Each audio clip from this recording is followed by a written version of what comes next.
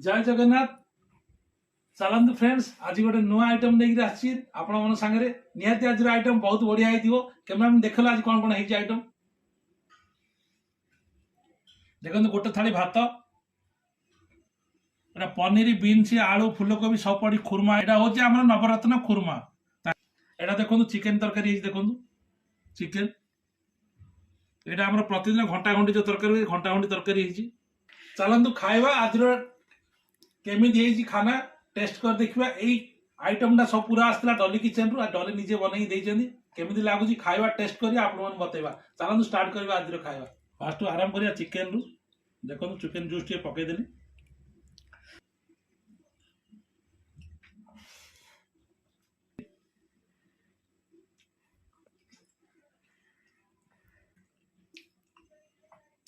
khurma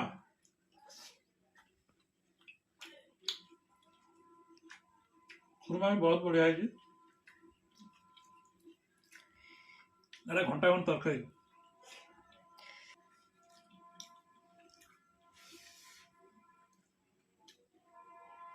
chicken leg piece,